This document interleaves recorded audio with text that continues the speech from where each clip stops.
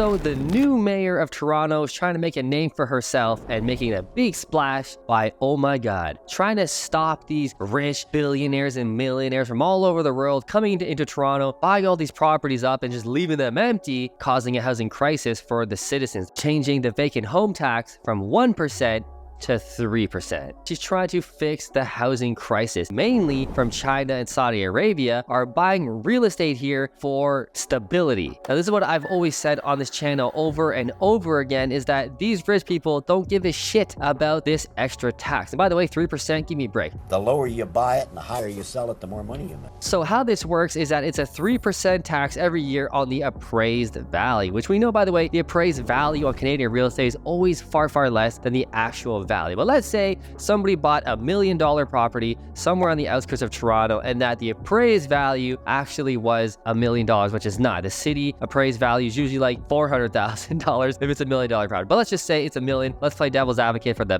best case scenario for Mayor Chow to get that money. This wealthy person has this $1 million property vacant for more than 6 months out of the calendar year, and they're slapped with a 3% charge. So if it's $1 million property, that's $30,000. Ouch, ouch, yeah. Yeah, that would kill normally any normal Canadian, that's for sure. They probably wouldn't leave their property vacant that long, but a rich Chinese multi-millionaire, billionaire, Saudi Arabian prince, billionaire, whatever. 700 billion and $1,300 billion. $30,000 a year? Chump change. Lil Tay out here balling in the I-gate. I dropped 200 racks on this car, and I'm only 9 years old. I got the keys to this car. In relation to how much the property probably appreciated in value, maybe not at this specific time making this video, but let's be real, in the next coming years, these properties are gonna appreciate through the roof. But again, these rich investors from all over the world don't care about appreciation. They don't care about cash flow, which is why they're not being rented to anybody. They don't care. They're parking their money in Canada for stability and most likely, honestly, to wash their money. Money laundering has not just taken money out of the Canadian economy. These people are bringing their money from China because the Chinese government is corrupt. Who knows what's going to happen with the economy, with interest rates? It's too unstable. They don't like it. Again, Toronto, world-class city, kind of,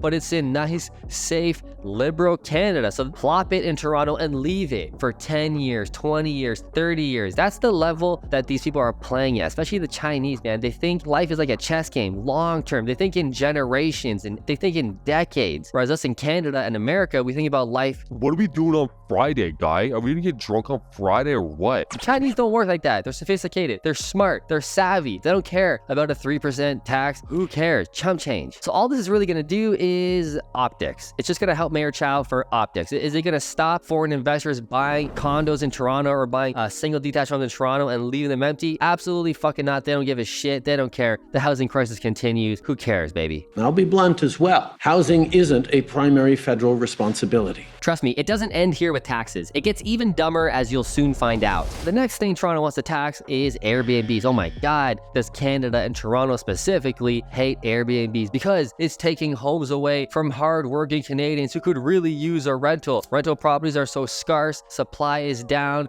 rent prices are through the roof. How can we bring more properties online to the rental market? We gotta tax and we gotta stop Airbnbs. Now, the reality is most savvy real estate investors aren't doing Airbnb in Canada, let alone Toronto, because we know what's coming down the pipeline for Toronto. They're gonna axe Airbnb, that's for sure. If New York City's already doing it, Toronto's 2 seconds from doing it. So any smart real estate investor knows, well, I ain't doing Airbnb in Toronto. I'm gonna go to the US, which is the trend we've been seeing for the past year or two immensely, is people leaving Canada, going to the US, myself included. We're done with investing here. We're going to Florida and Texas. So all these real estate investors who know what the hell's going on, and let's be real, most of the housing supply for the rental housing are supplied by sophisticated private citizen investors, people like me. We're not hedge funds, we're not giant corporations, we're just mom and pop people, but we provide the majority of the rental housing in Canada. But here's the thing, dude, everybody's leaving. Everybody's done with Canada and done with the politics, done with the taxes. So Mayor Chow, man, I applaud the effort. I applaud the chess game of politics, but it ain't gonna do nothing to fix the housing market. The point of this channel is to invest in real estate and get freedom. And the point of this video is really to get across that your money and your investing, it really isn't safe in Canada, especially in Toronto, that's for damn sure. And I'm preaching for the past 2 years now about how amazing it is to invest in the United States. So for us specifically, we're investing in Florida when it comes to Airbnbs. Airbnbs absolutely kill in Florida. There's so much opportunity, and most people think, well, that's what everybody does. Everybody's doing Airbnbs down in Florida. How could I possibly have room to do it? It's probably all saturated. And here's the thing that I always say, but I gotta keep saying it because people aren't understanding. Yes, there is a ton of Airbnb supply, mom and pops everywhere, your cousin, everybody's doing it. But here's the thing, dude, 95% of the houses absolutely suck. Now, that's just true for anything, any business. 95% of people are gonna suck, whatever. So it's easy to beat them. But Florida specifically is like overwhelming. Like all the Airbnbs are just shitty. They're just like grandma's bungalow. The furniture is like secondhand, or at best, it was bought at like IKEA. Dude, if you do your houses fruitful style and the way I always show you how to do it and teach how to renovate the properties, you're gonna murder. Properties we have down there are just absolutely killing because they look like an HGTV magazine. We treat it like a business. The furniture, the staging is all on point with quality stuff. We're not buying shit from IKEA. Get out of here, dude. We're buying quality stuff. And the reviews are just crazy. People are like, this house is amazing. The most comfortable bed I've ever slept on, because we buy all the beds, our Tempur-Pedics. Come on, man. This is a vacation home. We want people to go in there, relax. We're buying the best Breville espresso machine. People were blowing their minds, dude. And nobody's doing that in business, period. But especially with the Airbnbs in Florida. The biggest thing is deals are better there. The price of real estate is absolutely amazing. Why? The country's gigantic. Cities are huge. So just more opportunity. Also, the properties cash flow a hell of a lot more, even with a foreign national mortgage, which I always talk about. And by the way, dude, check out my course below. Free USA investing course. I'll teach you everything about how to invest as a Canadian. It is so easy. But yeah, the price of real estate are so cheap. It still cash flows way better than anything you're gonna find in Canada. Taxes are so much better. And most importantly, the landlord-tenant board rules are incredible.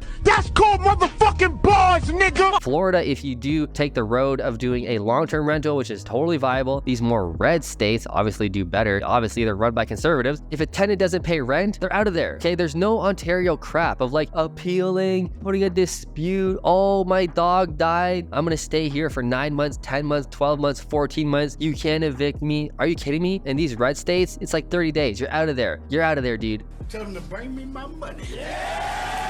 And also, if you do decide eventually to live in the US full-time, for example, we live there during the winters in one of our rental properties down there. It's awesome, man. If you do decide to live there full-time, the lifestyle is just so much better, especially the more south you go. The weather's amazing, so much more stuff to do. Oceans, man, warm oceans, are you kidding me? And yes, the US has their problems, of course, but it's still a pretty sweet place to live and raise a family. Super nice people, amazing place to live. Mayor Chow, nice try. Toronto housing is still gonna be insane housing crisis until the root problem is fixed, and it will continue and continue and continue. Permits take way too long. Permits cost way too much to build a house. Taxes are way too high. We have such limited supply. Great stuff, by the way, for flipping houses, which is why I flip in Ontario. Of course, I'm gonna take advantage of all the stupidness in the market. We like to say people kind, not necessarily mankind. However, I am no longer buying rental properties ever again, even after owning 50 single-family detached properties. I am done.